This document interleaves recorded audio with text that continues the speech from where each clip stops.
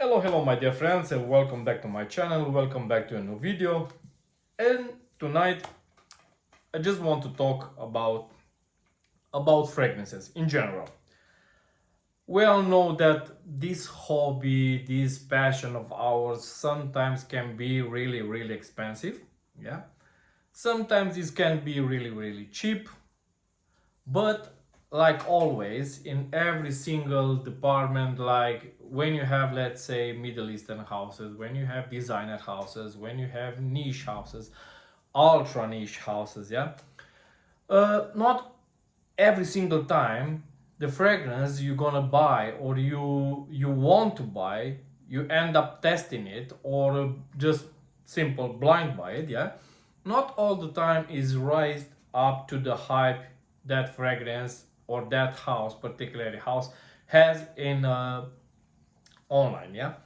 So for example, just for example, and some of the fragrances, yeah, we all know, like when Creed Aventus was launched, yeah, fair enough, was, let's say, like a staple, was something that like never been done before or things like that, yeah.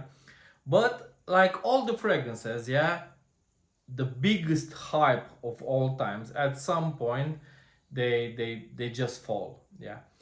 For example, Creed Aventus is not even by far what he used to be. Leighton is not even by far from Parfum de Marly what he used to be, yeah. Even on PDM, on Parfum de Marly, if you look, they even change the oil concentration on their own bottles, yeah, which they actually say, yeah, it's true, we changed the concentration on the bottles, yeah. If you ask me, Creed Aventus Absolute, yeah, this, just bear in mind, you're gonna see why I gave you these two examples. What Creed Aventus used to be, yeah, is got reformulated so many times and diluted so much that Creed Aventus, what was used to be like long time ago, now it's called Creed Aventus Absolute. Parfum de Marly Leighton, which supposed to be like beast mode, everybody was going crazy, one of the most viral fragrances from PDM, yeah. Now it's called Parfum de Marly Leighton Exclusive, yeah. This is all about marketing, yeah. We're gonna take a fragrance, yeah, tone it down, wait a couple of years, came up with a, let's, new version of it, but in general they change just a note or two, even if they change it or not, only they know that. And the thing is, you have that fragrance which was launched years ago and selling now under, let's say, the absolute different concentration, exclusive different concentration, like. But the same thing happened in the designer world, yeah, with designer fragrances. You have EDT, or you launch every single time. Just this is like a scenario. This is all about marketing, yeah. They launch an EDT version. After that, you know what? We're gonna launch the same fragrance and do it in EDP, yeah. Same fragrance, yeah. Sometimes, sometimes the EDT is more powerful than the EDP. After that, the EDP, guess what? They launch a parfum version. After that parfum, starting with your Sauvage Elixir, which was launched, I don't know, like what, 4 5 years ago, I don't know. So they start that all this madness with Elixir, yeah.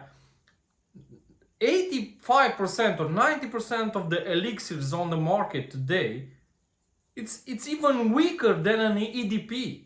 They don't even deserve that name of elixir, yeah. When you make an elixir fragrance, yeah, just take for example like Dior Sauvage Elixir, yeah. Apparently it's got reformulated already, yeah. But guess what? The price is nearly the same. The only places when you're gonna find cheaper, it's on Facebook, on groups or whatever, if you buy like a partial bottle or something like that. If not, the prices is the same. You you you rarely find Dior or Chanel or something like that, yeah, that their fragrances, you're not never gonna find them on discounters. Yeah, the amount of money you can save when you buy, let's say for example, a Blue de Chanel. Yeah, all those things you see, especially on TikTok. Yo, Blue de Chanel EDP 100 ml bottle, yeah, for 40 pounds. That's a fake straight away, guys. Do not fall in that trap, yeah, because that one straight away it's a fake. Is no way in not even 1,000 years a Blue de Chanel brand new sealed bottle is gonna cost you 40 pounds. Never ever. It's not gonna happen. Now, because we already talked about niche fragrances, we already talked what's happening in the designer fragrances. Let's talk about Middle Eastern as well, because with Middle Eastern as well, guys, you will see not all the houses, and not yet. Some of the houses, they start using the same marketing thing like designer fragrances. They releases a regular fragrance. Just here it's gonna take a couple of years to do it like an elixir version. Look at Latafa, for example. Yeah, they release Assad. Now they release Assad elixir. They release Nebras. Now you have Nebras elixir. Yeah, or I don't know if it's true or not. French Avenue have released Nabatier, that fragrance, which it's very unique creation if you ask me. Yeah, apparently that one I thought it's an EDP concentration or something like that. Apparently it's already an extrait de parfum one on the market. I don't even know about that, or something like that. I know I have a bottle of mine, but the thing is I throw away the box, so I don't know if, because on the bottle doesn't say. To be honest, I have the bottle right here next to me. I don't even know, because on the bottle doesn't even say if it's an extrait de parfum or something like that. Made in UAE for external users only. Not even on a cup or on a bottle, nothing. So that's the thing with the fragrances nowadays. Yeah, some of them, every single company, this is just a way to take your money. Guys, do not. For example, yeah, you have, let me give you an example. For example, yeah, Dior Sauvage EDT, yeah, EDT, in my opinion, is worth 10 times more to have or own a bottle of Dior Sauvage EDT than you have a bottle of 100 ml of Dior Sauvage Parfum.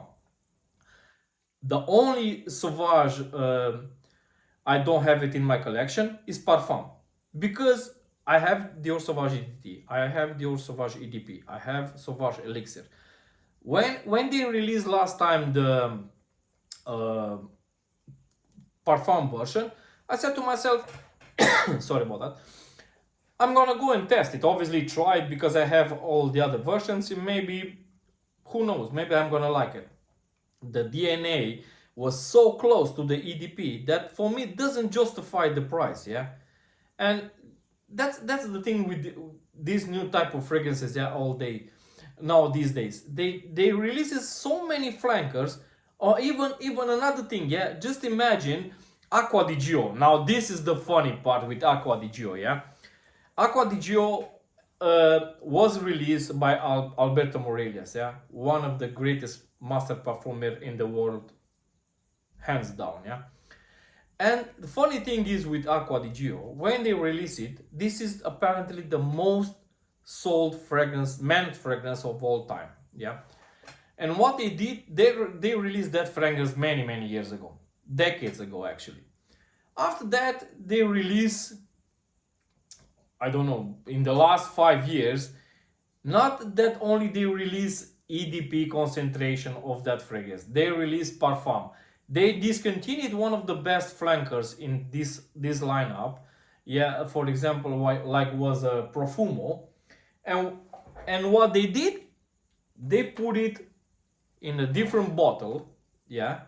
They discontinued Profumo, they put it in a different bottle, and they top up the price.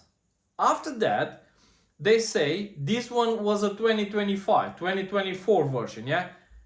They reshape the color of the bottle, yeah, and they say, this is a new Acqua di Gio Eau de Parfum Intense. This is the new version Elixir Absolute. This is the new version of EDP Intense Absolute de Parfum. Oh, come on, this is all about marketing. They didn't change nothing. They just changed the color of the bottle, yeah? Put it, they say something like, oh, this is the new version of Aqua di Gio Eau de Toilette 2025. So basically you took the same fragrance, for example, and in some of the cases, it should be okay. If you release, for example, let's say the same formulation, which you have like, I don't know, 20 years ago, let's say for example, on Aqua di Gio EDT, yeah, the original version, yeah, if you took that fragrance, exact formula, and put it in a new bottle, same shape, just like frosty, a little bit of downgrading frosty or whatever, yeah, and you say the new version of 2025, 2026-ish of Aqua di Gio EDT, yeah, people, maybe people, or at least people who used to own that bottle in the past, they will say, yeah, this is exactly the same beast mode or at least better performer, but not what they're selling now these days. With Profondo they do the same thing. Profondo Lights, Profondo EDP, Profondo the Parfum Intense, new EDP. It's all about marketing. Guys, sometimes just leave a fragrance how it is, EDT. Same thing happen with every single designer house. I'm not saying that niche fragrance they are better. I'm not saying that the designer fragrance they are better. I'm not saying that the Middle Eastern fragrances they are better. But at least stick with one. Is no point having all the versions. Start buying EDT, after that EDP, after that Parfum, after that Parfum Absolute, and you end up with 4 bottles smelling in the same way. This is how it is. And you end up spending on 5 bottles of Aqua di Gio, you will spend on 5 bottles, let's say around 400 pounds, and nothing. It's the same thing over and over and over and over again, yeah? Believe me guys, it doesn't make any sense if you ask me. That's my honest opinion. I don't know about you, but this is my honest opinion, guys. So I don't know. Just let me know in the comments below what you think. Is it true or not that the fragrance houses nowadays they just try to squeeze how much money they can off of you? Until next time, like always, guys, thank you very much for your time, and I'm gonna wait for your messages on the comments below. What do you think about perfumery? Where these fragrance things go now these days? Because they don't go in the right direction, if you ask me. Until next time, guys, like always, take care. Have a nice time. Bye bye.